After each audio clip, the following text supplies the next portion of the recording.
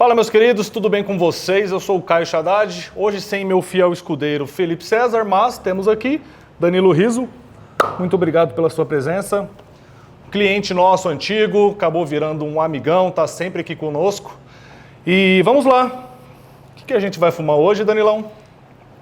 Cara, essa aqui é novidade pra mim, né, Caio? Eu nunca fumei. Sempre vi a Irumidor de vocês, sempre tive vontade, mas... Tinha aquele desejinho sempre, escondido. né? A anilha, pessoalmente, me atrai muito. Esse layout mais antigo e tal. Papelzinho envelhecido, né? Bem legal. Cara, me chama bem a atenção. Eu gosto de coisas com número e tudo. Ter o 21 aqui destacado. Vamos ver, né? Coisa boa. Então, como é a primeira vez do Danilão, vou apresentar para vocês.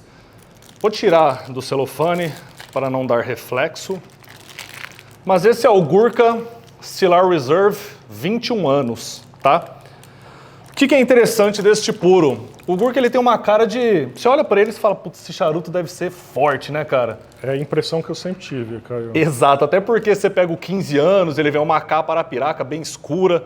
Mas já o 21 anos, cara, para quem é um apreciador de puros mais fortes, não seria talvez o indicado para aquele dia especial. Ele é um charuto mais suave. A marca diz ali que se encaixa dentro de um suave a médio. E por que o 21 anos? Porque em seu recheio existem folhas, uma ou duas, se eu não me engano, é uma no filler e outra no binder, né, no capote, com 21 anos de envelhecimento em fábrica, tá? O que entrega aí já um pouquinho mais de cremosidade no tabaco, né? Não tem aquela aspereza de tabaco novo.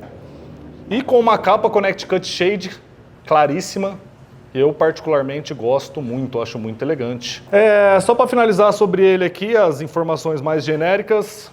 É uma bitola Gran Rothschild, mais ou menos 152 milímetros por um ringue de 58. Perfeito? Vamos para a parte boa? Bora, cara. O charuto é muito bonito, né, Caio? Eu não experimentei, eu gosto dos Fortaleza aí fraca para média. Cara, ele chama muita atenção, bonito pra caramba. E que bom que ele não é forte, cara. Vai ser do meu paladar, com certeza. Não jantou ainda? Filho, tá bem em jejum, né? Então vamos com calma. Vai que vai. Tá a fim de beber uma coisinha? Refrescar? Vamos, né? Uma cervejinha. Acho que vai bem aqui, hoje tá calor. Uma cervejinha então, Mano Dourado, e uma aguinha com gás, por favor. Uma zerinho? A zero. Pode ser uma Heinekenzinha zero. Hoje eu encontrei um bom parceiro aqui de não álcool, tá? O Felipe é complicado, cara. Ele começa ali... Acompanhar o Felipe é difícil, cara. E ele vai se perdendo no raciocínio, então hoje a parada vai ser mais tranquila. Hoje vai ser sério, sóbrio, pessoas maduras e adultas. Então vamos lá. Por favor, pode cortar o seu. Bora. Cara, ele é bem bonito mesmo. Né? Sente o cheiro da capa, cara, vê o que você acha. Como você nunca fumou esse charuto, eu acho interessante você falar algumas percepções. Cara, bastante couro, né? Tem mesmo. Couro, madeira, assim, é uma coisa mais... Mas não é nada agressivo, né? É bem sutil, cara. Talvez seja até pelo tempo de anerro em nosso umidor também. Se der pro nosso câmera filmar aqui, ó, a cor do celofane, como é que tá? Tá amareladíssimo. Amareladíssimo, já faz um tempo que ele tá no nosso umidor. Então, além dele ser um charuto de fábrica suave, ele estará mais suave ainda. Já vai estar... Já foi embora, né? Todas as asperezas dele. E o interessante é que quando você puxa frio, é outra coisa dentro, cara. O aroma é completamente diferente. É muito suave, né? Cara. É muito suave. Cara. Geralmente você pega um charutinho mais pegado, você sente até ele a frio mesmo, né? Ele já pinica a frio, né? Já é apimentado a frio. Ele é muito suave, muito suave.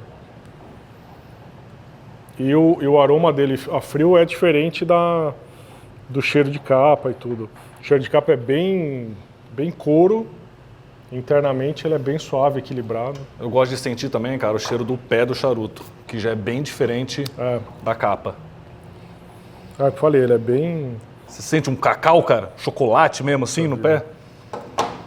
Doce. Ele tem um cacau, ele lembra um cacau, sim.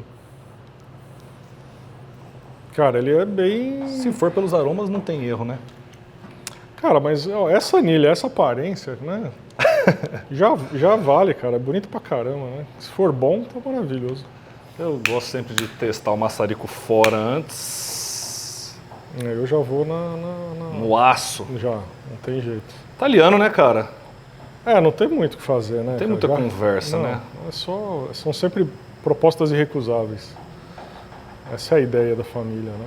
Aquela leve chamuscada aqui na capa, mas... Faz parte. Mas você vê que ele tá... Ó, eu não tomei tanto cuidado, mas o meu tá também chamuscou. Normal. Pode fazer as honras aí, cara. Eu já vou na... Cara, esse maçarico aqui, ele é milimétrico. Aê.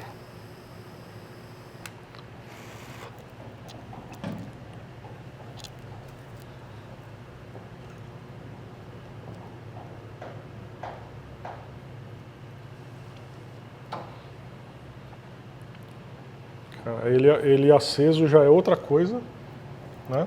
Temos 3 charutos diferentes até então.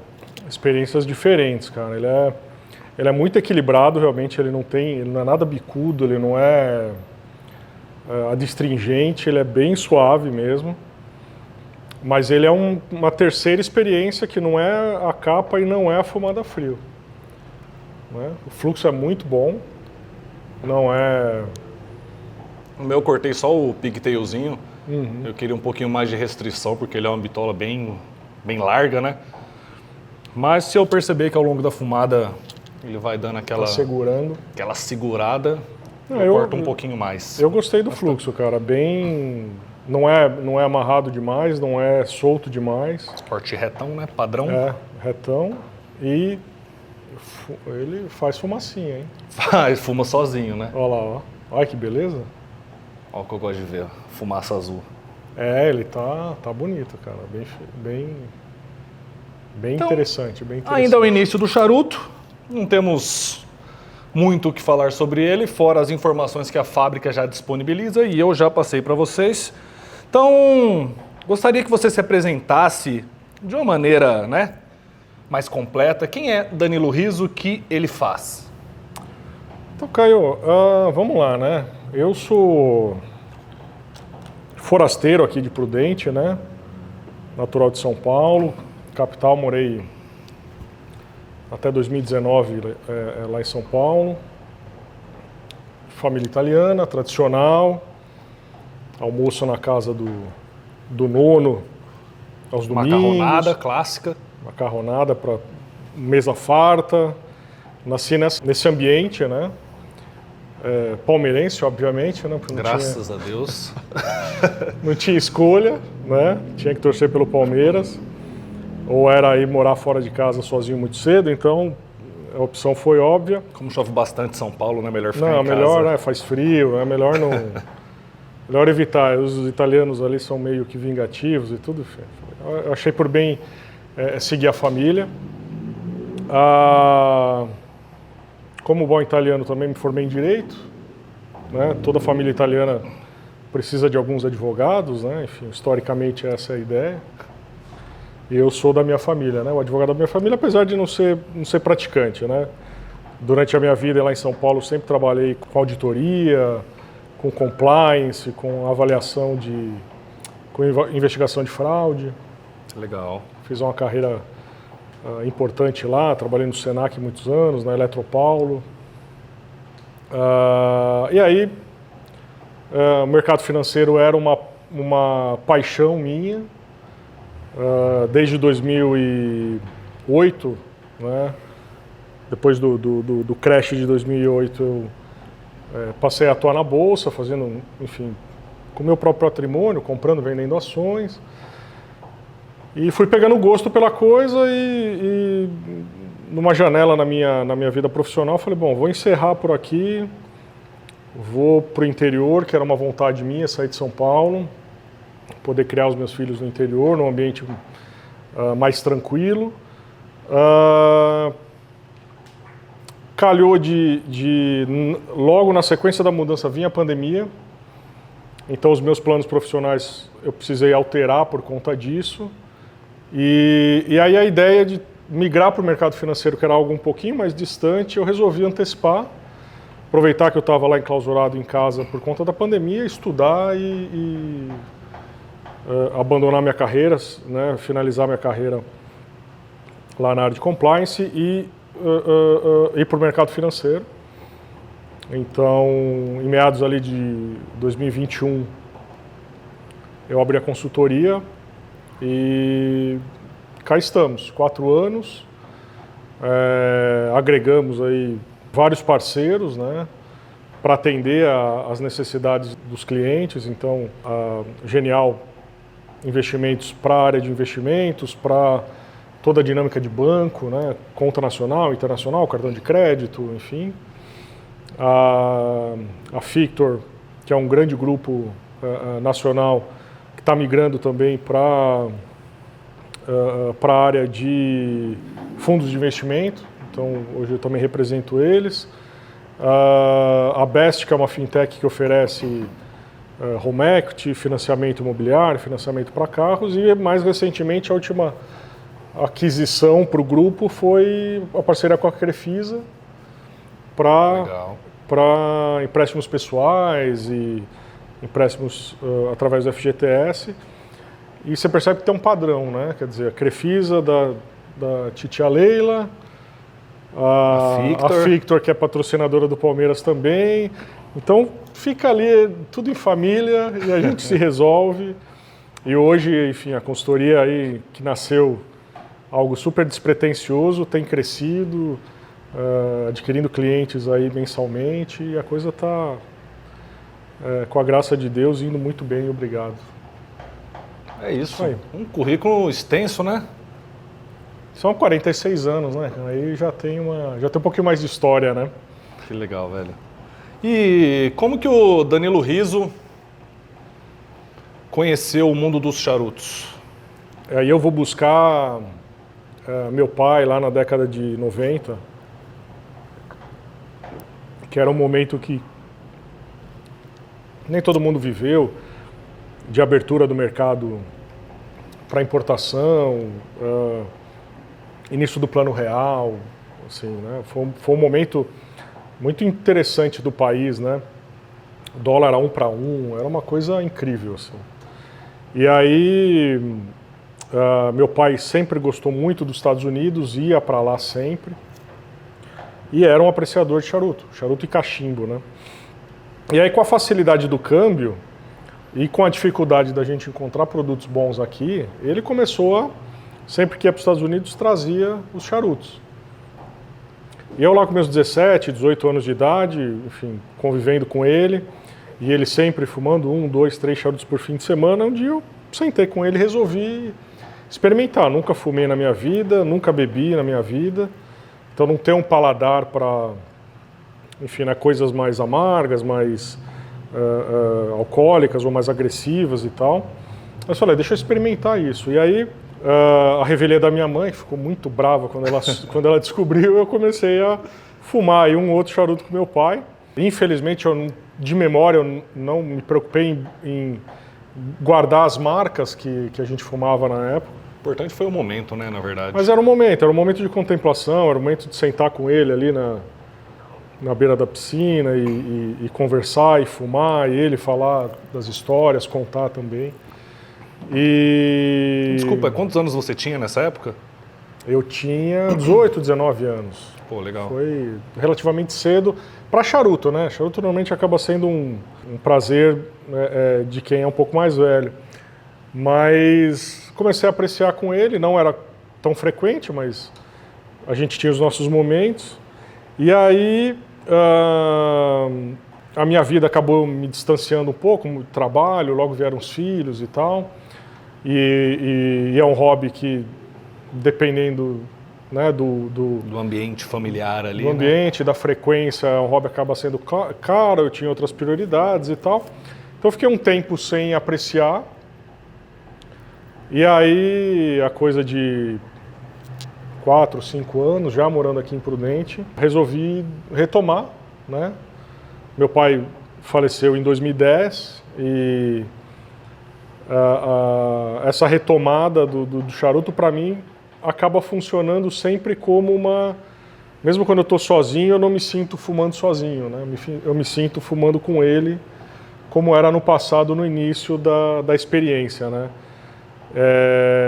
E eu acho que, de certa forma, o charuto tem isso, né, Caio? Eu acho que o grande legado do charuto, ele é além da experiência que ele te traz, né? Aqui a gente narrando aspectos sensoriais da fumada e tal, ele, mais do que tudo, ele agrega pessoas, né? Exatamente. Ele une pessoas e ele cria comunidades, enfim, constrói amizades, fortalece amizades e no meu caso tem esse toque especial que é a lembrança de um pai que infelizmente eu já perdi há 15 anos, mas que vem na minha lembrança sempre que eu acendo um charuto, né? Então, para mim tem esse tempero especial, esse hobby, essa contemplação que é estar com os amigos e apreciar um bom charuto. Então. Isso é legal, né, cara? A gente vê hoje em dia, a gente está dentro da comunidade do charuto, conhece gente do Brasil inteiro e por muitas vezes o que eu, Caio, percebo, tá, eu falo por mim, que tem um pessoal que ainda segue naquela cabeça de fumar anilha. Exato. Aquele charutão só para postar uma foto, todo mundo sabe que é um charuto de mais de 1000 pila e etc. E aqui você trouxe um ponto que... Você trouxe 2 pontos. O que para mim é mútuo, assim, é esse lance da amizade, de estar junto com alguém sempre. É totalmente diferente a experiência de você fumar um puro sozinho, em casa, às vezes buscando notas, uma fumada mais técnica, do que você fumar acompanhado, né? E achei muito interessante isso de você falar pra gente, cara, que cada charuto que você acende é uma memória daquele momento com seu pai. Isso é muito legal. Você que ainda tem seu pai... Valorize. Fume o charuto com ele. Você sabe que tem uma história interessante, cara, fazendo uma parte nisso, né? Eu gosto muito de automobilismo e eu acompanho muito a NASCAR, né, na categoria americana. E tem um piloto lá que ele é odiado por todo mundo. Ninguém gosta do cara, o cara já está ganhando idade, não consegue ser campeão e tal. Só que ele tem uma história com o pai dele também que envolve charuto, né? Ele é sócio do Michael Jordan numa outra equipe, na mesma categoria.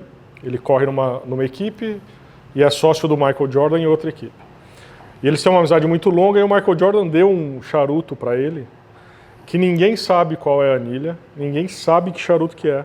E esse piloto, ele chama Denny Hamlin, ele disse que ele vai fumar esse charuto presenteado a ele pelo Michael Jordan quando ele for campeão com o pai dele. E há algum tempo atrás o pai dele ficou muito doente, cara. E aí gerou uma comoção nos fãs da NASCAR, assim, por mais que ele seja um piloto que quase ninguém gosta, todo mundo quer que ele seja campeão para ele poder realizar o sonho de fumar o tal charuto que ninguém sabe qual é, com o pai dele antes do pai morrer. Olha que legal, velho. E é interessante porque, na verdade, é uma história de pai e filho, é uma história de sucesso profissional de um cara. Já é muito bem sucedido, mas ainda não conseguiu ter a taça. É um dos maiores vencedores de corrida, mas ainda não é campeão. Envolve um atleta do nível do Michael Jordan, que é amigo dele. Quer dizer, e qual que é o condutor disso? É o charuto. No momento de uma contemplação da vitória, do sucesso de um título e tal. Com uma pessoa extremamente especial, que é o pai dele. Exato. Então, assim, vê como... eu falo isso para as pessoas, né? O charuto ele não é um vício. Ele pode até servir ali como um gatilho contra a ansiedade ou de qualquer outra forma, mas ele, mais do que tudo, ele é um condutor desse tipo de relacionamento, né? Entre as pessoas, para contemplar bons momentos. Haja vista que assim, a popularidade do charuto, para a maioria das pessoas, é relacionar aquele momento que o filho nasce ou a filha nasce, exato. Aí você dá o charuto, né? Casamento, você vai lá e fuma, ou seja, é a cereja do bolo de uma contemplação única, né? Inédita na vida, né? E eu gosto de contar essa história, assim, porque eu também sou do time que não gosta muito do Denny Hamlin, mas eu torço para que ele ganhe para eu poder assistir ele fumando com o pai, cara, assim. Porque eu sei que para ele e para o pai vai ser uma experiência, cara. Vai ser único. Vai ser única, cara. Vai ser aquele momento. Aquele charuto, independente de quem deu. Eu acho que é isso, né? É isso, ali é a união deles dois no momento. O título. Sim, quer dizer, precisa acontecer uma série de coisas para que aquilo aconteça, né? Para que aquele momento exista. E é um momento que nunca mais vai acontecer de novo. Nunca mais. Ele pode continuar sendo campeão várias vezes, o pai viva por mais décadas, eles comemorem fumando charutos a cada título. Esse primeiro, cara, ele é o inesquecível. Exato. Né? E tá ali o charuto. Né? Tá ali o charuto conectando tudo isso. Né? A história, eu gosto muito dessa história. E por muitas vezes, na verdade eu sempre falo, né, aqui, que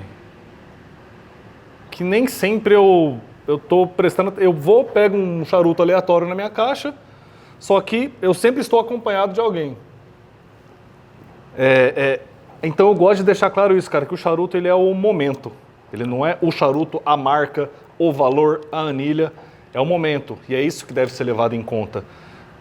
Eu tenho certeza, por exemplo, esse charuto, se você vem em alguma outra tabacaria, você provavelmente vai lembrar, puta, foi aquele charuto que eu fumei com o Caio no podcast. Exatamente.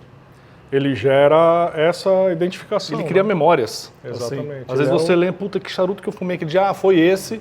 Você sempre vai lembrar, entendeu? Tem os momentos marcantes e os charutos que acompanharam os momentos marcantes, né? Exato. Para nós que somos apreciadores e fumamos aí com alguma frequência, a gente vai construindo essas memórias ao longo do tempo, né?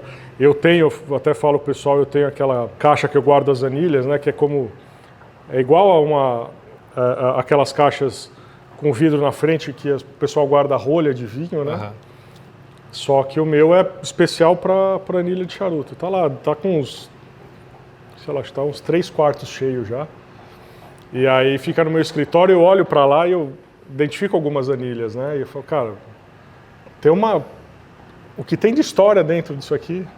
Exatamente. Né? Tem muita história. E aí às vezes eu dou uma sacudida, aparece uma anilha de um charuto que eu fumei uma vez só e tal. Esse aqui, o outro eu fico olhando, falei, cara, quando que eu fumei isso? Rebusca, né? Assim na mente. Você vai buscar a experiência que você teve, né? Que legal, velho. E a gente tem disso, né? Relacionar o momento, quando a gente pôde compartilhar o charuto em momentos especiais, realmente a anilha fica marcada, né? Fica o momento e fica rotulado como um momento especial, né? Perfeito. Eu vou deixar o Danilo fumar um pouquinho aqui, ele já não avançou muito, para falar para vocês que quem está assistindo este vídeo em dezembro de 2025 tem a oportunidade de adquirir esse charuto em valor extremamente especial e único. Esse valor não aconteceu e provavelmente não vai acontecer mais, tá? Ele é um puro que atualmente sai por R$ 192 nos nossos umidores e só neste mês de dezembro ele estará saindo por R$ 149,90, tá? Vocês sabem, alguns sabem, na verdade, quem já assistiu os vídeos anteriores, que a gente sempre promociona um charuto por mês de maneira limitada. Saiba que este é extremamente limitado. Provavelmente, se você assistiu esse vídeo depois do dia 20 de dezembro, já não vai ter mais. Então, por isso que é importante você se inscrever aqui no nosso canal, comentar, ativar o sininho, essas coisas que todos os youtubers falam, mas faz realmente sentido para você ser notificado, tá? Então, é isso. Gurkha Cellar Reserve, 21 anos, somente no mês de dezembro de 2025, de 192 por 149,90. Beleza? É isso, produtor? Vamos lá. Não avançou muita coisa, né? Tá indo bonitinho aqui, ó. O que eu acho legal, cara, dessa bitola figurado as boas bocas, né? Não vou falar mais bocas, dizem que é para você fazer quando você fuma um charuto parejo, normal, né? Com o pé cortado reto, você perde ali alguns centímetros durante o acendimento, né, por conta da queima, obviamente.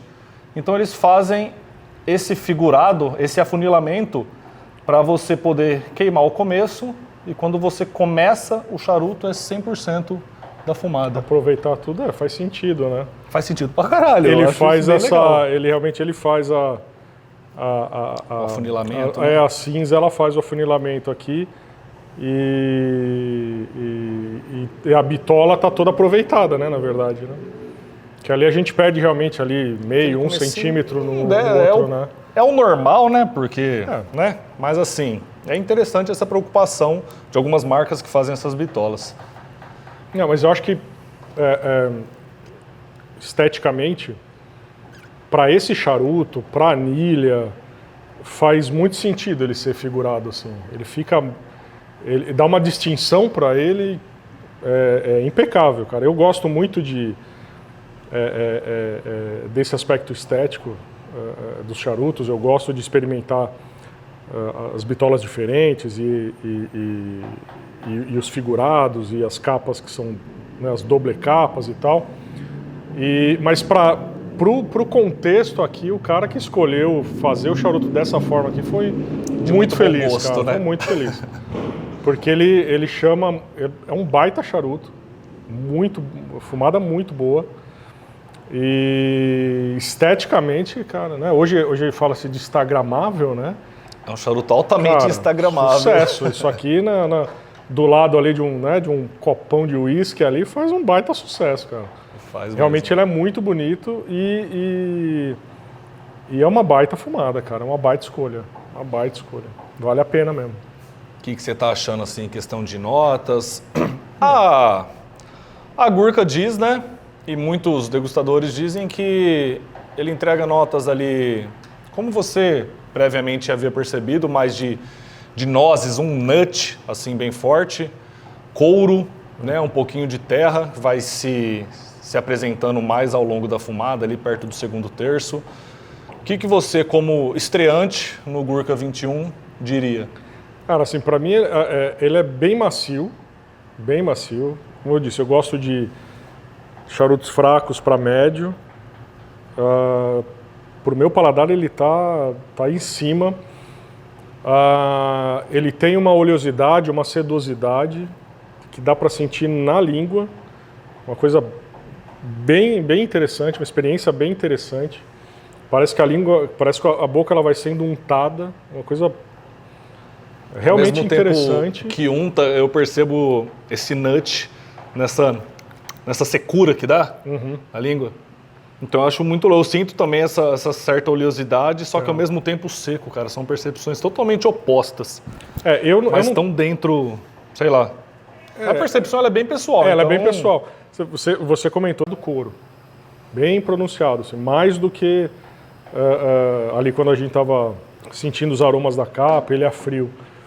Mas como eu disse, ele é sedoso, ele é muito equilibrado, zero apimentado. Zero apimentado. Eu fico pensando aqui, para o pessoal que gosta de beber, que queria bem, assim, né, de alcoólico. Eu gosto de harmonizar sempre com café. Acho que café vai bem com café qualquer... e água com gás, zero chance de erro. Vai com qualquer charuto. Esse, obviamente, iria muito bem com espresso, mas eu estou pensando aqui que tipo de... Se um bourbon ficaria legal, uma coisa um pouco mais adocicada, não sei, porque ele é muito suave, né? Talvez tentar ir para o alcoólico, enfim. O bourbon seria interessante, já que você entrou nesses méritos, eu acho que seria interessante por conta do dulçor, mas em contrapartida, talvez, eu acho que ele apagaria um pouco do charuto por conta do teor alcoólico. Né? Então, se for ser um bourbon, um Woodford Reserve, eu acho um rótulo bem legal. Ele tem um teor um pouco mais baixo do que um Buffalo Trace, por exemplo, e é bem adocicado. Eu acho que casaria legal, sim. Eu pensaria talvez num... Single maltzinho também, acho que não. Eu acho que eu tava pensando num Singleton, cara. Talvez um Singleton... Um Singleton é legal, viu, cara? Iria bem, porque ele é mais neutro, um pouco mais suave, bem equilibrado também, não é... Talvez levaria bem o charuto, assim. Mas ele o charuto é muito bom, realmente... Hoje olhando e fumando, o que você diz dessa promoção? Fala sinceramente, Cara, vale, não vale? Cara, esse charuto a R$150, cara, eu vou te falar, cara, é um presente de Natal fantástico, cara. Honesta e sinceramente. Porque para quem gosta de charuto, independente do nível que fuma, esse daqui ele vai entregar, entendeu? Mesmo pro cara que fuma charutos de R$500, de R$1.000, ele vai entregar porque é um charuto muito equilibrado, muito retinho. A gente tá indo pro segundo terço, ele tá super equilibrado. Cara, vale a compra, sem dúvida, cara, sem dúvida. Inclusive até como presente, né, cara? Não só pela qualidade da fumada, mas da beleza, né, estética que a gente já comentou previamente. Eu costumo dizer isso, assim, para quem tem amigo que aprecia charuto, cara, não inventa a roda, vai no charuto, compra um bom charuto, pede o auxílio para os especialistas e, cara, quem gosta de charuto sempre vai gostar de ganhar um charuto, cara, sempre vai ganhar, sempre vai gostar. Então, de diferente, alguma coisa perceptível ou apenas... Me chamou a atenção, Caio, porque ele tá... me parece que entrando agora no segundo terço, ele tá mais suave, cara. Perdeu um pouquinho, não sei se o paladar habituou com o couro, mas ele tá mais equilibrado ainda do que ele estava. Ele tá mais suave do que ele estava ainda. Mas a oleosidade, para mim, persiste ainda. Aumentou, né, pelo que você falou no... a sensação aqui da boca parecer estar realmente amanteigada, untada, assim. É bem interessante essa experiência, assim. Eu não tinha passado por isso numa fumada ainda, cara. Que legal, cara. A Fortaleza, então, para você... Nossa, cara, perfeito. Perfeito. Como eu digo, eu gosto dos fracos a médios. Esse aqui ele vai certeiro, ele tem complexidade, ele tem muito sabor, mas assim, tranquilo, nada agressivo, muito equilibrado, muito equilibrado, cara. Não é um charuto all day por conta do valor, mas é um charuto que toda vez que você fumar vai ser agradável, né? Exatamente, assim, se desse para bancar seria um all day. Com toda certeza. Porque eu tenho a sensação que a gente vai terminar o charuto e não vai ficar aquela lembrança, né? Que aquela muitos ressaca, charutos, né, deixam a boca depois amarga, resseca e tal. Eu tô com a nítida impressão que vai ser um negócio assim, nossa, eu fumei ontem, porra, tá muito bom. Eu até ia comentar contigo, me lembra, eu no início desse ano, eu realizei uma das experiências que eu queria de fumar um Davidoff. Um Davidoff. Nunca tinha fumado. E não que eu tenha me decepcionado, baita charuto, mas dentro da minha capacidade de entender a complexidade dos charutos e tal, essa fumada me lembra muito a dele. Talvez até um pouco mais suave do que aquele charuto. Você lembra qual Davidoff foi? Qual linha deles? Era anilha branca? Foi o mais barato, cara. Não, eu lembro que você chegou a mandar foto, cara. Foi um momento que você estava passando por São Paulo, né? Que eu estava em São Paulo e acabei tendo a oportunidade de fumar. Eu posso estar enganado, mas eu acho que, se eu não me engano, ele tinha... Era número, Signature número 1... Enfim. Eu não vou lembrar, mas... Davidoff, né? Era um Davidoff de entrada. Méritos da Gurkha, de chegar perto de um Davidoff, então. E assim, eu paguei tranquilamente 4 vezes mais. Então, assim, em termos de custo-benefício, então, melhor ainda. Realmente vale muito a pena. Para quem gosta de degustar charuto, esse daqui ele te dá uma experiência de um charuto superior. de um charuto de muito boa qualidade.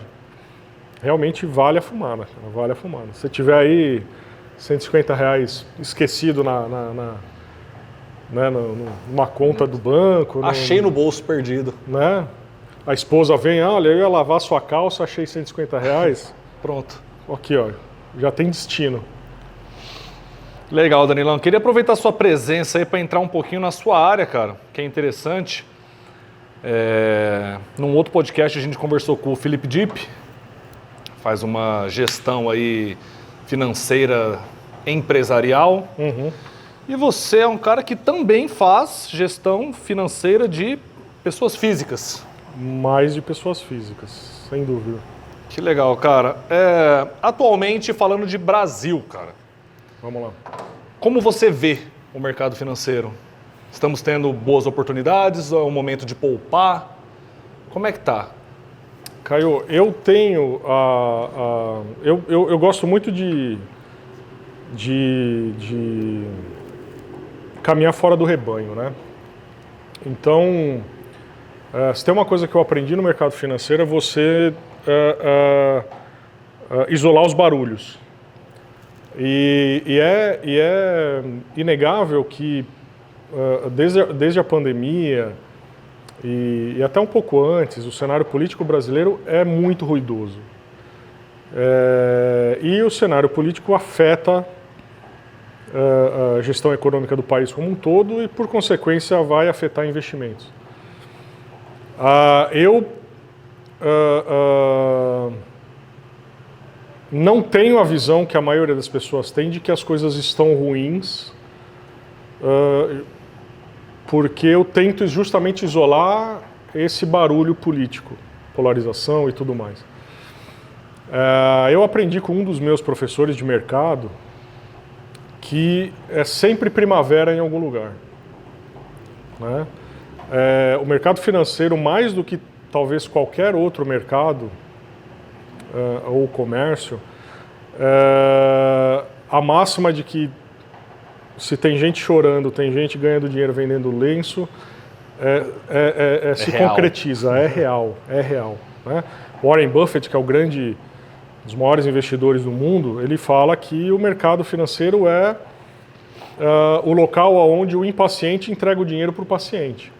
Então, no momento que a gente vive atual, de um governo gastador demais, de taxa de juros muito alta, uma série de problemas estruturais e institucionais no país, as pessoas, por medo, pelo excesso de notícias ruins, tendem a se retrair, né? E o que eu tento fazer com os meus clientes é o seguinte: esse é o típico de cenário que faz você mudar de patamar de patrimônio, né? Então, respondendo a tua pergunta de uma forma mais direta e simplista, hoje tem muita oportunidade no mercado. E para todos os gostos, para todos os gostos. Para o rentista que gosta de poucas emoções e tem uma visão de longo prazo, hoje consegue ter uma remuneração super alta em títulos extremamente confiáveis, em que pese a gente teve essa bagunça com o Banco Master recentemente. Ainda assim, tem muita coisa boa no mercado para renda fixa. Para quem é um pouco mais arrojado, a renda variável deve passar por um ciclo nos próximos anos, principalmente se a gente tiver uma troca de governo para um governo mais centro-direita, que talvez seja o maior sprint de bolsa que a gente já viu. Olha só. Então, oportunidade tem o tempo inteiro para todos os perfis. O grande empecilho para as pessoas aproveitarem isso é o medo.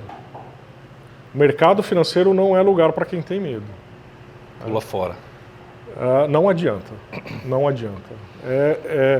Eu costumo dizer o seguinte: os investimentos são para todo mundo, mas nem todo mundo é investidor. Exato. Né? Porque para você ser investidor, e aí vamos fazer um parênteses, né? Para vocês, eu vou olhar ele para a lente da verdade. Poupança não é investimento, né? O conceito de investimento qual é? É um produto financeiro que recupere a perda de valor do dinheiro, ou seja, recupere a inflação e te gere alguma renda a partir disso. A poupança hoje, ela não, na maioria das vezes, não empata com a inflação, ou seja, você deixa o dinheiro na poupança e lá na frente a inflação comeu o dinheiro porque o que o teu dinheiro valoriza na poupança não é suficiente para pagar a inflação, para cobrir a inflação. Então desconsidera a poupança. Quando eu falo de investimento, poupança não entra. Estou falando de tesouro direto, de CDB, de ações, de fundos, enfim, outras coisas. Então hoje o cenário é muito positivo para quem tem dinheiro em caixa e quem quer multiplicar o patrimônio. Existe algum setor em específico aí que você poderia falar, vai nele que vai dar bom? Varejo, agro, não sei, enfim. Dentro da Bolsa, a gente tem empresas boas e ruins em todos os setores. Tem alguns setores que eu não chego perto, por princípio. Por exemplo, estatais, porque elas são muito influenciadas por decisões políticas, e aí fica difícil a gente conseguir fazer uma avaliação de gestão da empresa, né? Porque aí você tem essa influência externa que, independente de uma avaliação positiva ou negativa da empresa, ela influencia na gestão. Então eu evito varejo, porque historicamente as taxas de juros no Brasil elas destroem as empresas de varejo, né? O varejo é muito volátil, né, cara? Ela depende muito da taxa de juros, e a nossa taxa de juros ela é muito instável. A gente não consegue manter por um tempo razoável a taxa de juros relativamente estável para, por exemplo, uma empresa de varejo se estruturar, gerar caixa, investir e tal. Hoje, a melhor empresa de varejo do país, ela não está listada na Bolsa, que é a Havan. A Havan tem um nível de gestão, de governança fantástico, acima da média. Mas o Luciano Hang não tentou até fazer o IPO, ir para a Bolsa, viu que não valia a pena e engavetou o sonho. Então, assim, se a gente não tem acesso a melhor hoje, não vale a pena investir. Para mim, não vale a pena investir. Um outro setor que eu não invisto é de empresas aéreas. E aí eu estou considerando aqui que, por exemplo, eu não estou considerando a Embraer nesse grupo de empresas, tá? Porque a Embraer ela é fabricante de aviões, então né? ela entra num setor industrial, numa outra área. Tem a ver com as empresas aéreas, mas não diretamente. E por quê? Né? Existe uma máxima no mercado financeiro que é o seguinte: só tem dois tipos de empresa aérea. A que já quebrou e a que vai quebrar. Simples assim. Simples e direto. Por quê? Porque a empresa aérea, ela tem... Aqui no Brasil, ela sofre com 3 variáveis muito complicadas: dólar, petróleo e juros. E aí uma empresa, para ter uma longa vida saudável, equilibrando esses 3 pratos, é muito difícil. É muito difícil. Então, eu evito. Para onde eu vou? Bancos, né? Porque o maior ativo de exportação do Brasil não é milho, não é soja, não é boi, é juros. Então os bancos sempre estão ganhando dinheiro, sempre estão ganhando dinheiro. Então bancos é sempre uma boa opção. As utilities, ou seja, as empresas principalmente atreladas à energia, então as distribuidoras, geradoras de energia, as transmissoras, porque em que pese haja ali uma eventual influência do governo, essas empresas têm uma resiliência muito grande para se manterem estáveis, e são empresas que estão há muito tempo no mercado, que já sabem lidar com esses altos e baixos do governo e tal. Então, eu te diria que principalmente esses 2 setores são setores muito seguros. Legal. E o agronegócio. A gente tem muita empresa boa do agro fora da Bolsa.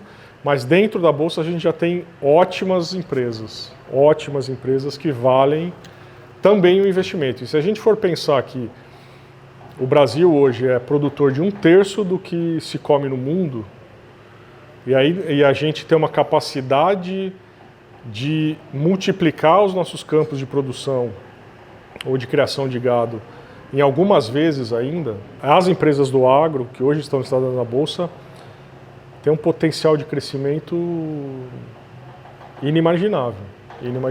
Então, se a gente tiver uma boa sequência de governos, uma taxa de juros mais comportada, que caia aí desse patamar de 15% aí, navega entre 8% e 10%, que eu acho que é uma taxa justa para o país,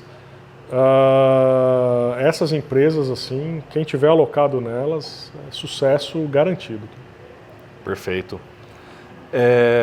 Como a gente está falando de Brasil, cara, como você observa o investidor brasileiro? Ainda está num estado embrionário? Estamos engatinhando como investidores? Ou... Obviamente, em todo lugar do mundo tem aquela galera que se desponta, né? Mas vamos falar de maneira geral. Sempre. O investidor brasileiro hoje, como é visto por você, Danilo? Olha, eu gosto muito de acompanhar. A gente tem um órgão que chama Ambima, e ela faz anualmente uma avaliação do perfil do investidor brasileiro. E aí, a cada ano que passa, Caio, a gente vai tomando os sustos, né? Os choques de realidade, os sustos, né? Então, assim, o cenário de hoje é uma população que não investe, não tem reserva de emergência, em geral, isso eu estou dizendo, pelo menos 50% da população do Brasil está dentro desse critério, não investe e não tem reserva de emergência. Indo para os 50% que investem, a maioria, entre 60% e 70%, tem dinheiro em poupança. Então, veja como o funil vai apertando, né? Então, para o mercado de investimento, efetivamente, sobra hoje uma população muito pequena. Que, por um lado, é ruim, porque o dinheiro não circula, né? O que é importantíssimo para manter a economia, principalmente a economia real funcionando, investimento e tal, ela é aquecida, o que é bom para todo mundo. Mas, por um outro lado, a gente tem um campo para crescer, né? Nos Estados Unidos hoje, o nível da população que investe chega a mais de 80%. E eles não têm a poupança lá, né? Não existe poupança nos Estados Unidos. Já não se criou essa cultura, então? Não tem essa cultura. Lá nos Estados Unidos não tem poupança e não tem aposentadoria pública, né? Não tem INSS. Então, as pessoas são forçadas a procurar investimentos para, no longo prazo, ter dinheiro para viver a sua velhice. Então, a cultura lá evoluiu muito no sentido de buscar fundos de investimento, buscar previdências privadas, e muitas pessoas fazem a sua aposentadoria dentro da Bolsa de Valores. Pode parecer uma maluquice num primeiro momento, mas assim, o que eu falo para as pessoas, né? Eu vou dar o exemplo do Banco do Brasil. O Banco do Brasil é uma instituição que tem 200 anos. Vamos pegar numa cidade como Prudente. Quantas empresas aqui em Presidente Prudente têm 200 anos? Nem a cidade tem 200 anos. Exato. Então nenhuma empresa tem 200 anos. Nos próximos 200 anos, qual que é a chance de uma empresa de Presidente Prudente estar viva, saudável, tendo lucro? E qual que é a chance daqui a 200 anos o Banco do Brasil estar vivo, saudável e dando lucro? Né? Então eu falo isso para as pessoas. Vendeu-se que a Bolsa de Valores é uma loteria, que a Bolsa de Valores é algo perigoso, que a Bolsa de Valores é algo inatingível, coisa de quem tem grandes fortunas, de quem tem muito dinheiro, mas a realidade é completamente outra. Ela é provavelmente o investimento mais acessível que a gente tem. Mais acessível. Se você souber o que você está fazendo, a Bolsa não é só o mais acessível, como ela é o mais rentável. Mas aí entra num aspecto que a gente estava conversando num outro momento, do perfil das pessoas, né? Nem todo mundo aguenta a Bolsa de Valores, porque ela te dá um resultado do teu investimento diário, e aí você sabe que num dia teu patrimônio subiu 3%, no outro caiu 6%. Se você tiver em mente a ideia de que você está investindo para o bem-estar, né, do Danilo do futuro, do Caio do futuro, para daqui 10, 15 ou 20 anos, essa oscilação no dia ela não faz o menor sentido. Você não precisaria nem se ocupar acompanhando isso, muito menos se sentindo ameaçado. Mas é o perfil do brasileiro médio, né? Eu, por exemplo, a certificação que me permite atuar como consultor de investimentos, ela está relacionada à renda variável. A leitura gráfica das ações, dos fundos imobiliários e tal. E eu tenho hoje o meu patrimônio e a minha aposentadoria em ações, na Bolsa. Porque a minha crença é justamente essa, assim. As empresas as quais eu acredito, que são bem geridas, elas ao longo prazo vão ganhar valor de mercado e vão constituir um patrimônio que talvez eu, mesmo empreendendo, tendo a minha consultoria, conseguindo alavancar ela ano após ano, não vou conseguir atingir o que esses caras já atingiram. Pega, por exemplo, o exemplo de uma VEG, né, que é lá de Jaraguá do Sul, a empresa que faz transformadores, faz motor elétrico, está muito relacionada à área de distribuição de energia. É uma empresa fantástica, cara, uma líder de mercado mundial. Tem operação na América do Norte, na Ásia, na Europa. Por que não ficar sócio de uma empresa dessas? Entende? Vai pôr o seu dinheiro na poupança? É um contrassenso, é uma desinteligência, entende? E olha a oportunidade que você tem. Em outras circunstâncias, quando é que você vai conseguir ser sócio dessa empresa, entende? Uma empresa familiar, uma empresa que o patrimônio está ali fechado entre 8, 10, 12 pessoas da família, herdeiros, fundadores e tal. Você não tem acesso à empresa, mas via Bolsa de Valores você tem acesso. É uma empresa que é muito bem gerida, provavelmente melhor gerida do que a minha empresa, do que a tua. Porra, acredita nos caras, entendeu? E aí, ao longo prazo, você vai colher esses frutos. Eles te pagam para você ser sócio dela, poxa. Entende? Mas assim, é um trabalho de desmistificação desses ativos, né? O brasileiro acha que ele está seguro na renda fixa, até acontecer o que aconteceu a semana passada, né? Vim o Banco Central e falar para o mercado, olha, lembra do Banco Master? Então, ele faliu e os investimentos que o Caio tinha, o João tinha, olha, vão procurar o direito de vocês. Poxa, mas não era seguro, não era renda fixa, eu não ia receber o que o cara falou que eu ia receber. Pois é. Você ia. Ia, mas não vai. Né? Então, assim, o perfil do investidor, ele manda muito nessas horas, né? Mas oportunidades tem, a renda fixa não é o mar seguro que as pessoas acham que é. Assim como a variável. E a renda variável não é o tsunami que as pessoas acham que é. É tudo uma questão de você ter a pessoa certa do teu lado, você ter o estudo, se capacitar para entender o que é cada uma das coisas, né? E principalmente ter o apetite de multiplicar o teu patrimônio. Tem uma máxima de mercado que é o seguinte: se você se o teu dinheiro não está se multiplicando enquanto você dorme, você está fazendo alguma coisa errada. E quem te propicia isso é a renda variável, é o mercado de renda variável. Enquanto você dorme, a VEG multiplica seu dinheiro, a Vale multiplica seu dinheiro, o Itaú multiplica seu dinheiro. O Itaú tira um pouquinho também, mas ele multiplica. O Itaú é um ótimo pagador de dividendos, pô.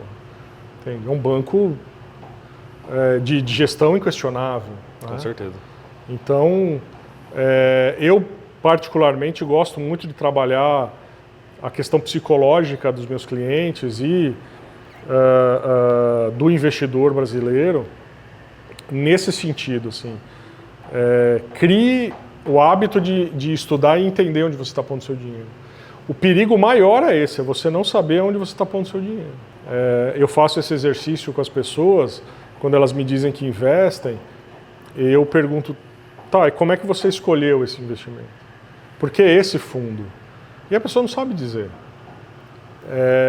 E ela também não tem a noção do perigo que é ela responder que ela não sabe por que o dinheiro dela está naquele fundo. E aí acontece como aconteceu com o Banco Master.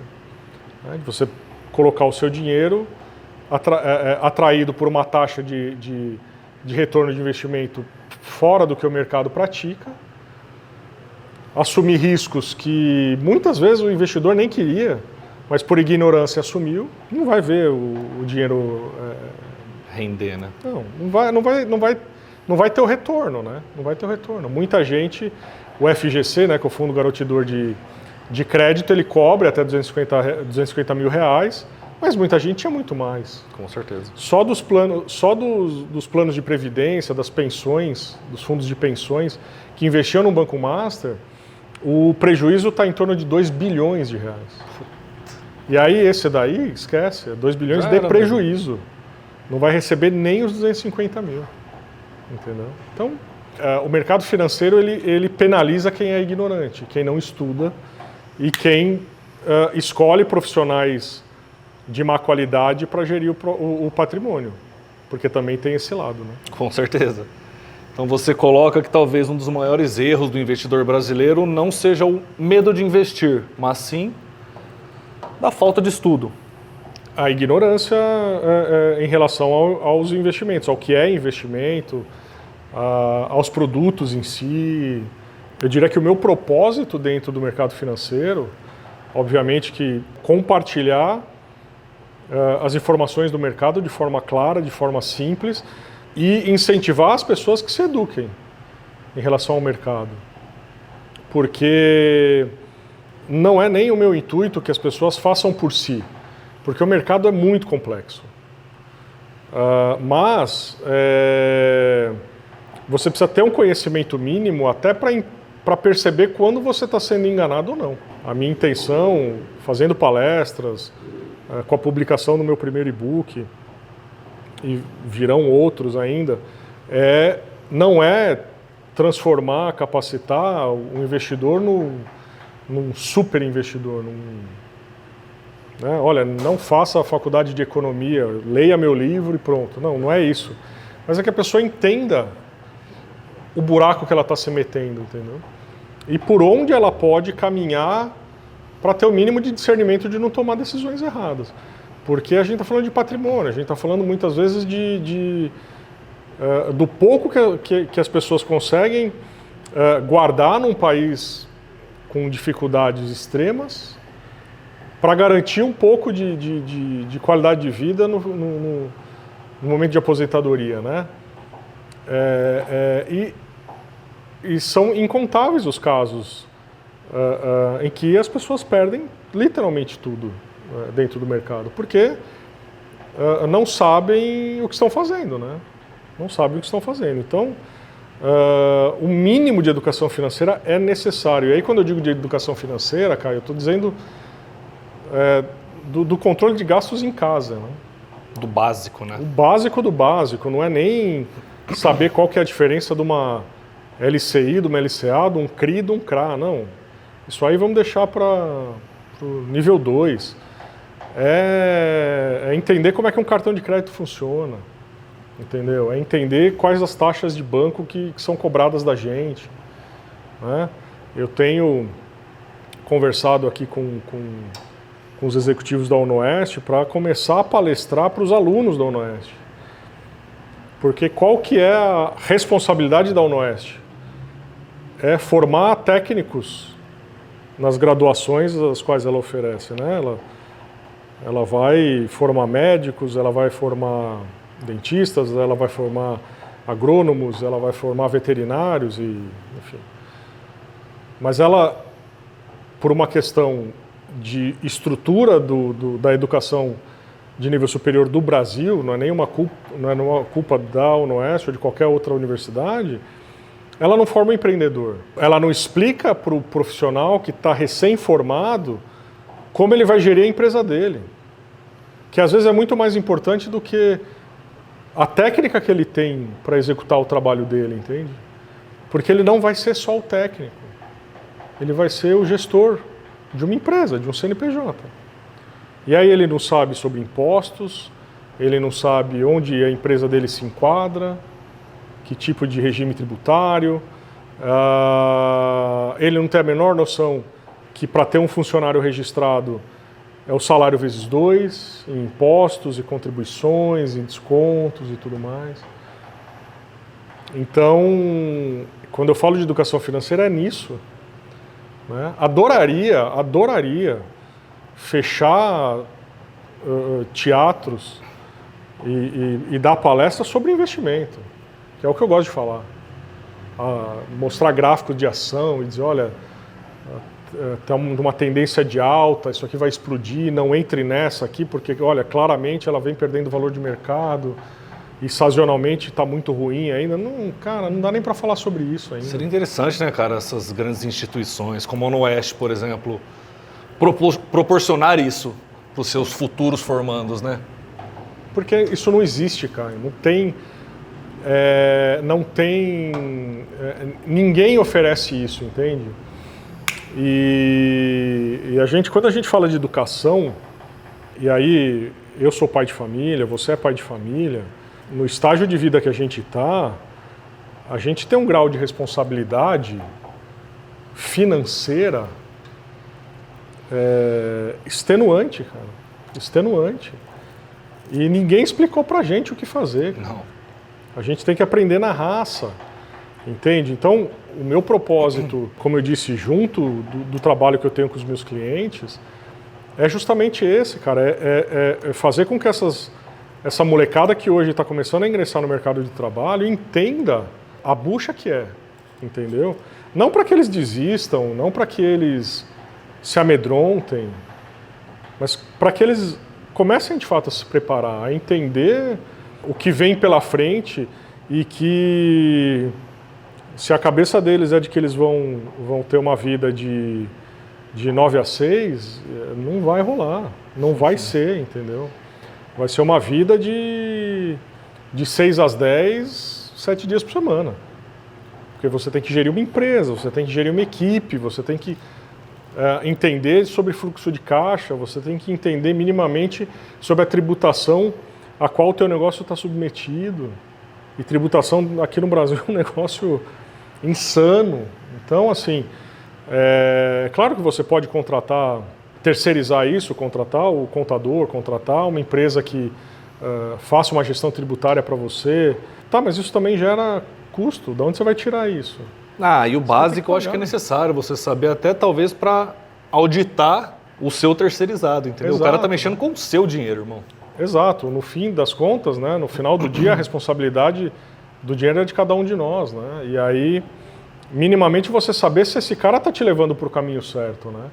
Ou se ele também está tão despreparado quanto você e tentando fazer algo que ele acha que é o correto, enfim. Mas pode parecer egoísta o que eu vou falar, mas assim, indo para o mercado financeiro, eu percebi, e principalmente para os investimentos, eu percebi isso, assim, não adianta eu falar sobre investimento, entende? Se eu quero falar para o público que se interessa por investimento e o público que conhece investimento é tão pequeno no país que os especialistas e os profissionais que se propõem a falar, já está todo mundo ali, já está todo mundo ombro no ombro ali. É preciso dar um passo atrás para conscientizar as pessoas do que é o dinheiro e como a relação do dinheiro deve ser criada, para que no futuro esses caras virem investidores, entendeu? Então eu tenho que trabalhar uma base de algo que não necessariamente é o meu expertise, para que daqui a pouco ele vire investidor. E aí eu posso atuar como consultor de investidor com essa pessoa. Mas o mercado me determina eu ir buscar lá na fonte, cara. E aí é uma escolha pessoal minha ir buscar a molecada, entendeu? O cara de 50 anos, cara, ele já foi, velho. Resgatar ali, ele já tá num mar aberto, muito complicado. Já tá guardando dinheiro no colchão. Ali é muito difícil, entende? Você tem uma série de travas, você tem uma série de máximas que ele veio ouvindo ao longo da vida que já não permitem ele fazer qualquer grande movimento. Agora, a molecada não, cara, entendeu? Molecada não. Pega essa molecada de 15, 16 anos, esse cara já tem um pouquinho de conhecimento e você solta a semente para esse cara. Porque esse cara vai construir a vida, esse cara vai ficar aqui na Terra há 70 anos, cara. Ele precisa saber lidar com grana. Claro. Entendeu? Porque...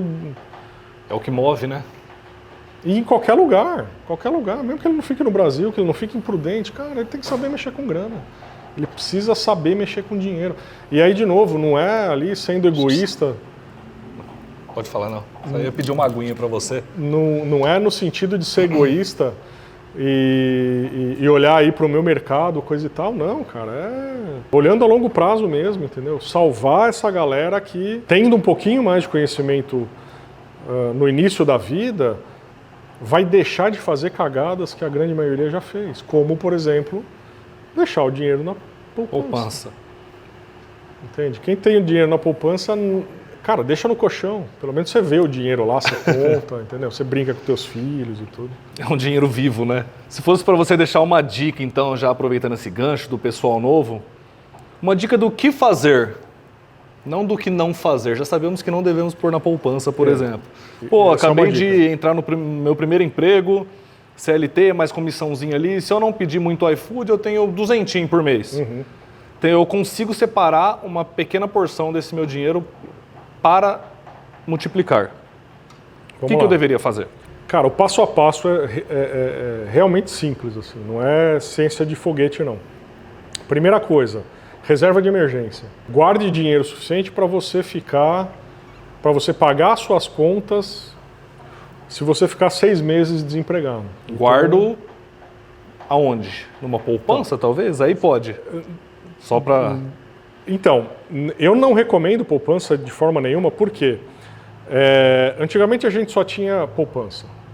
Antigamente, que eu digo lá, década de 70, década de 80.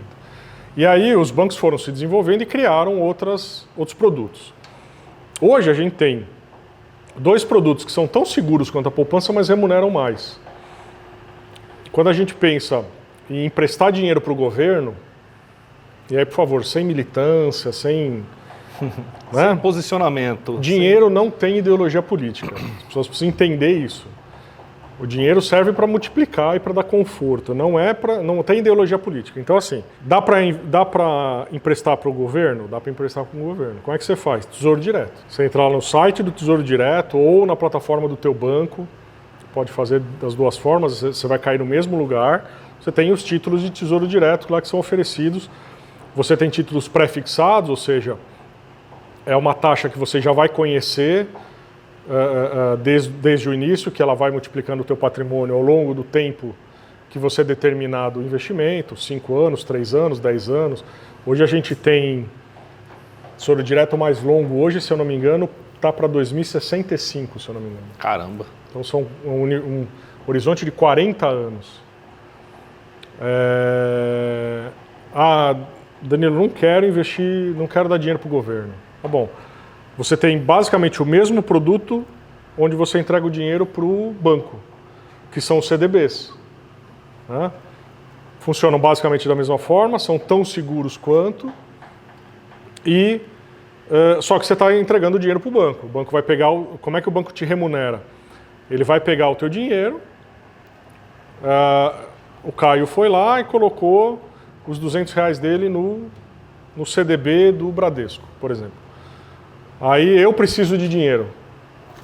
O Danilo vai lá, pede dinheiro para o Bradesco vai me cobrar 3% de juros, vai pagar 1% de juros para o Caio. Porque na verdade ele pegou o seu dinheiro e me deu. Então o CDB funciona basicamente assim. O banco pega o dinheiro de quem investe lá e entrega para quem precisa de empréstimo. Então eu diria que a reserva de emergência ela não deve sair de nenhum desses dois produtos. Ou ele tem que estar no Tesouro Direto, que você consegue, inclusive quando precisar usar, retirar em 1, 2 dias, super líquido, ou no CDB, a mesma coisa, você consegue tirar às vezes no mesmo dia, um dia depois e tal. Então eu começaria por isso, reserva de emergência, porque a gente nunca sabe o dia de amanhã, a gente não sabe quando a gente vai perder emprego, a gente não sabe quando a gente vai bater o carro, a gente não sabe quando vai queimar a geladeira, e você precisa ter grana, entende? Extra, né? Para dor de dente, para essas coisas. Sem emoções, o dinheiro vai render bem, se precisar resgatar, resgata rápido. Essa é a ideia da reserva de emergência. Conseguiu constituir essa reserva de emergência, aí a gente pode pensar em, de fato, investir para multiplicar patrimônio. Para onde eu iria? Começaria a pensar, principalmente para o jovem, Caio, em constituir a sua própria previdência. Tá? Porque eu estou com 46 anos, contribuo há 20. Tenho mais uma caminhada aí até 65 anos de contribuição, se eu quiser me aposentar por idade lá no INSS. E, estatisticamente, vai ser muito improvável que o INSS, a aposentadoria do INSS, pague o que eu vou receber, os meus vencimentos mensais de hoje. Ou seja, isso vai me determinar uma redução de padrão de vida brutal no momento em que provavelmente eu mais vou precisar de dinheiro para remédios, enfim, para facilidades da minha vida e tal. Então, vamos se prevenir disso. O cenário do INSS só vai piorar. Então, para os jovens, já vamos pensar numa previdência que ali o dinheiro vai ficar se multiplicando em juros compostos por 30, 40 anos, 50 anos. Né? Pensando aí numa pessoa de 20 anos, que começa a resgatar o dinheiro de uma previdência aos 60, são 40 anos de contribuição. Juros compostos em 40 anos fazem horror. Então, é um salarinho bom ali, né? Dá uma boa grana, quer dizer assim, provavelmente essa pessoa vai, aos 60 anos de idade, ser milionária. Entende? Sem muito esforço. Se você colocar, a partir dos seus 20 anos, se você colocar R$100 por mês numa previdência privada que te pague 1% ao mês, 12% ao ano, aos 60 anos você é milionário. Você vai ter aí alguma coisa em torno de R$1,5 milhão para você viver o resto da sua vida. Então, constituiu uma reserva de emergência tranquilo. Bateu ali nos seus 6 meses de custo de vida? Ótimo. Vamos para a Previdência. Aonde coloca o dinheiro na Previdência? Aí você pode trabalhar de forma híbrida, ou seja, você tem produtos que são previdências privadas, que é o PGBL e o VGBL, cada um deles tem uma diferença muito pequena na forma de tributação e resgate, mas por longo prazo isso faz muito pouca diferença. Aí a gente passa, por exemplo, a ter a opção de fundos de investimento bastante conservadores, onde você pode também deixar o dinheiro. É possível fazer com ações, desde que você saiba o que você esteja fazendo, esteja assessorado por alguém que sabe o que está fazendo, que, como eu disse e reitero, é difícil de encontrar no mercado. A grande maioria dos assessores de investimento não sabem avaliar uma ação, é triste, mas não sabem. Você tem o Tesouro Direto, existem tesouros diretos específicos para aposentadoria, né? Então você pode utilizar eles também.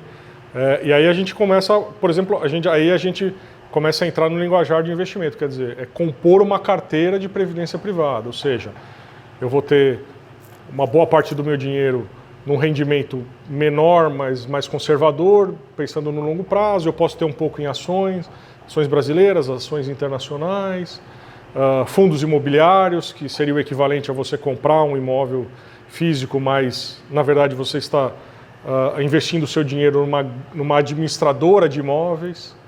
Ela tem os imóveis fixos, ela tem a responsabilidade de colocar inquilinos, de cobrar aluguéis, e aí ela só vai te distribuir a parte desse lucro, que para mim faz muito mais sentido do que ter imóvel. E aí a gente começa a construir uma carteira para garantir a tua vida lá no futuro, né? Então a gente mata a reserva de emergência, mata a previdência. Aí a gente começa a pensar em alavancar patrimônio e a pagar as nossas vaidades, os nossos sonhos, as nossas... eventualmente melhorar a nossa educação, ou seja, e buscar um investimento, por exemplo, que faça você ali guardar um dinheiro, multiplicar o dinheiro para a tua pós-graduação, por exemplo. Né? Você quer fazer uma pós-graduação fora do Brasil, você quer fazer uma pós-graduação, por exemplo, você é aqui de Prudente, mas quer fazer uma pós-graduação na Universidade Federal de Brasília, por exemplo. Como é que você vai planejar isso? A ida para lá, morar ali por 1 ano, 2 anos, 3 anos e tal? Você pode estabelecer dentro de um investimento específico esse propósito e acumular dinheiro para que você execute aquilo quando tiver chegado nesse valor que atenda essa necessidade. Não, eu quero trocar de carro. Ótimo, a gente consegue direcionar uma parte do teu investimento para que ele se multiplique para daqui 18 meses você comprar o teu carro. Ou você quer casar, você quer fazer uma viagem internacional, né, que vai te custar, sei lá, 30, 40, 50 mil reais. Ok, a gente começa a trabalhar isso. Né? Teve filho? Vamos repensar. Filho é uma outra responsabilidade. É um outro investimento a médio e longo prazo. Exato. Existem aí estudos e mais estudos que o filho, no Brasil hoje um filho na classe média, do zero ao fim da faculdade, aos 22, 23 anos, é um passivo de 2 milhões de reais. De onde é que você vai tirar esse dinheiro? Cara, ou você é um super empresário, um super profissional, né, que você ganha seus 50, 70, 90 mil reais, sabe o que fazer com dinheiro, né, porque também não adianta nada você ganhar 50 mil reais e gastar 50 mil. Não adianta, não faz sentido. Então, assim, você tem ali um fluxo de caixa muito agressivo e que sobre muito dinheiro, a outra saída é você investir. E aí você vai investir na vida, ao longo da vida desse moleque, dessa criança, enquanto ela estiver contigo. Então, de novo, a gente vai pensar, por exemplo, no dinheiro da faculdade dela, no dinheiro da escola, ter o fundo ali para que ele, ao longo da vida, também tenha um pouco de dinheiro para não começar tão defasado em relação, né, a outros profissionais e tal. Constituído esses dois, que para mim são os dois principais, ou seja, uma reserva de emergência para quando as coisas derem errado, e elas dão errado, normal na vida de todo mundo, e algo que garanta a tua aposentadoria, aí a gente começa a brincar com isso. Sobrou muito dinheiro, aí a gente tem muito dinheiro que eu digo, você consegue cumprir essas questões, ou seja, eu tenho uma reserva de emergência constituída, a minha aposentadoria vai muito bem, obrigado, eu consigo, com o dinheiro que eu tenho, criar uma carteira de investimentos que seja, que de fato multiplique o meu dinheiro, o meu patrimônio, para eu, por exemplo, parar de trabalhar aos 50 anos. Eu tenho um cliente que recentemente, o acordo com ele foi esse, jovem médico, recebe um bom salário, e ele falou para mim, ele falou: Danilo, eu quero parar de trabalhar aos 50 anos. Tá bom. Vamos lá. A gente tem um universo de tempo aí de um pouco mais de 2 décadas para fazer isso acontecer. Então, qual é o padrão de vida que você quer ter lá? 20, 30, 40, 50 mil reais? Ok, isso estabelecido, eu criei uma estratégia de investimento para atender a isso. Estamos construindo a reserva de emergência dele, o segundo passo vai ser alimentar a previdência, e aí a gente vai buscar ativos que rendam o suficiente para que ele, lá na frente, tenha isso ao longo da vida. Então, ativos que pagam dividendos, ações que pagam dividendos, fundos imobiliários que pagam dividendos, tem diversos produtos dentro da Bolsa de Valores que pagam dividendos e pagam bons dividendos, tem investimentos de renda fixa que pagam cupons, ou seja, a lucratividade, parte dos juros aferidos ele te paga antecipadamente, aí você consegue alavancar mais em outros investimentos, enfim. Então, aí a gente começa a trabalhar com os perfis diferentes de investimento e de investidor. Mas eu te diria que o básico do básico é isso, o que todo mundo deveria ter é isso. Uma reserva de emergência para pagar 6 meses de conta e aposentadoria garantida para não depender do INSS. Né? O que eu digo assim, a minha visão de dinheiro, Caio, é a seguinte: quanto mais dinheiro você tem, não é uma questão de ganância, mas quanto mais dinheiro você tem, menos vulnerável você é. Em que sentido? Não importa o governo que esteja no poder, ele não vai afetar a sua vida. Não importam as crises que venham, isso não vai afetar a sua vida. Uma pessoa vulnerável financeiramente, ela precisa esticar os limites morais, éticos, muitas vezes, para sobreviver, para colocar comida em casa para os filhos. Né? E aí a gente vê o cenário que a gente vê, por exemplo, hoje, basicamente metade da população, ou até mais, precisar depender, por exemplo, do governo, de bolsas do governo, porque não consegue se sustentar. Né? Tudo bem, tem aspectos econômicos, tem aspectos sociais, tudo, né? Tem aspectos geográficos, tudo bem, não vamos entrar nessa seara, mas tudo culmina nisso, quer dizer, dinheiro que precisa estar na mão das pessoas para as pessoas comerem e movimentar a economia. Né? Então, a educação financeira ela bate justamente nisso, né? Afastar essa vulnerabilidade financeira das famílias para que retome, elas tenham dignidade, tenham gestão dos próprios recursos, enfim, né? E quer queira, quer não, também é meu papel, né? Com certeza. Vai muito mais além do que meramente gerir a carteira de investimentos de alguém e tal. Não dá para não ter essa preocupação quando você trabalha com dinheiro e tem um conhecimento um pouco mais afinado, mais apurado do que a maioria das outras pessoas. Né? Exato. Então, temos mais uns 5 minutinhos de podcast para a gente poder finalizar aqui com chave de ouro. Você falou sobre palestras, sobre seu e-book. Como podemos fazer, como o nosso público fará para contratar uma palestra sua, para adquirir seu e-book ou a sua gestão para o seu dinheiro? Vamos lá, o caminho mais fácil, o Instagram, Danilo Riso Invest, @Danilo Riso Invest, o da consultoria é @dmriso, tem o site da consultoria também, dmriso.com.br, são as formas mais fáceis de me achar. Ali vocês encontram o link para o e-book na Amazon, por lá também manda uma DM a respeito de palestra. Eu costumo fazer 2, dependendo do público, 2 tipos de palestras diferentes. Uma, como eu disse, para a galera jovem, educação financeira na veia, mas de uma forma bem de fácil acesso, assim. De uma abordagem própria para a molecada, porque não adianta falar de planilha, não adianta falar de conta, não adianta falar... tem coisas que na teoria são fantásticas, mas que não param em pé na vida de todo mundo. Então, de uma forma muito mais tranquila, muito mais leve, você me conhece há tempo suficiente para saber que eu sou um cristão praticante, então essa palestra eu também falo muito de Deus, eu falo muito de propósito.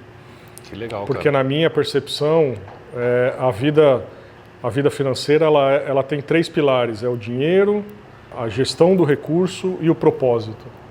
Se você não tiver muito bem definido essas 3 coisas, como você faz dinheiro, como você administra o dinheiro que você fez e como você utiliza o dinheiro, se isso não tiver em equilíbrio, se você não tiver conhecimento nessas 3 áreas, sinto informar, mas a sua vida em algum momento vai dar trave. Vai dar problema. Então, para esse público mais jovem, essa palestra mais direcionada. E aí, para uma galera já um pouco mais madura, eu faço a palestra do livro. né? O e-book chama Não Sirva ao Dinheiro, que é de fato uma provocação cristã, buscando lá os entendimentos da Bíblia, para que as pessoas reflitam qual Senhor elas servem, né? Se é o dinheiro ou se é Deus. Então, isso para mim é muito importante, isso para mim é muito relevante. E aí eu conto na palestra do livro o conteúdo do livro, mas também a minha história, a minha trajetória. A minha trajetória dentro do mercado financeiro, a minha trajetória profissional e como eu constituí meu patrimônio, tudo o que aconteceu comigo, onde Deus se encaixou em tudo isso. Então é uma palestra de testemunho, para as pessoas entenderem também que, em que pese eu fale com certa facilidade a respeito desses temas, foi tão difícil para mim quanto é para todo mundo. Com certeza. Né? Mas eu sei que eu tenho essa vocação, eu sei que eu tenho essa responsabilidade de transmitir conhecimento de educação financeira para as pessoas, para que minimamente elas evitem os erros que eu já cometi e que elas tenham uma vida, já que a gente não pode eliminar o dinheiro, que a gente também saiba como colocá-lo no devido lugar e não servir a ele, né? Perfeito. Então é isso, as palestras são baseadas nisso. O primeiro e-book, Não Sirva ao Dinheiro, já está lá na Amazon, baratinho, muito mais barato do que qualquer juros de cartão de crédito aí, né, que alguém precisou entrar aí no rotativo do cartão e nos juros de alguma conta e tal, baratinho. Já tem muita coisa boa lá. Provavelmente vem um segundo, aí também já um pouco mais, eu já estou pensando na estrutura dele, uma leitura um pouco mais adulta, digamos assim, em que aí eu vou entrar mais na seara, a Bíblia fala sobre dinheiro e a minha visão na vida prática do que a Bíblia traz, né? Versículos, passagens, ideias que estão na Bíblia, e aí eu vou pretensiosamente traduzir para o pessoal entender mais ou menos na vida prática como lidar com aquilo, como cumprir aquilo, fazer com que o dinheiro seja uma mera ferramenta de multiplicação e não o grande controlador da vida de ninguém. Né? E, como eu disse, é um propósito, é um compromisso que eu tenho, né? Enquanto eu puder, vou obviamente tocar a consultoria, mas cada vez mais me dedicar também a isso para poder ajudar quem eu puder ajudar, né? Se a gente conseguir salvar aí na caminhada uma meia dúzia de pessoas, cara... meia dúzia que foi salva. Não é?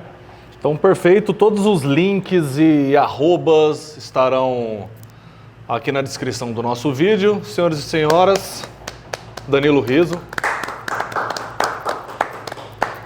Então, também, para finalizar, gostaria de falar que este e mais charutos do mesmo garbo e elegância sempre circulam pelo nosso Cigar Club. Perfeito? Nosso clube de assinatura exclusivo aqui da Tabaca. Atualmente se encontra em 2 patamares, podemos assim dizer. Temos a assinatura bronze e a assinatura silver. E o que diferencia elas? Fora os valores, podemos dizer que... Vamos usar a palavra difícil, né? Eu acho digno. Elabora porque vale a pena. Estirpe do charuto. Perfeito? Assinatura bronze, temos charutos excelentes, a um preço ridículo de R$ 249,90. E a assinatura silver, temos charutos excelentes, porém de difícil acesso, perfeito? Por um valor de R$ 599,90. E é isso. Perfeito. Gostaria de me despedir de você com muito obrigado pela sua presença. Foi um prazer, um grande prazer. Espero que você tenha gostado aí. Não, experiência fantástica, não só pelo charuto, pelo papo também, pela oportunidade de permitir que as pessoas me conheçam um pouco mais e aproveitem, cara. Fica a dica, né, para as pessoas que vão ver, quem quiser me presentear aí no Natal, enfim. Quem sabe, né? Eu também gostaria, eu viu? aceito um desse aqui facilmente e serei eternamente grato. Coisa boa. Tenho certeza que você ficou até aqui porque o papo foi extremamente interessante, educativo e elegante. Acima de tudo, elegância. Muito obrigado a todos vocês. Um abraço.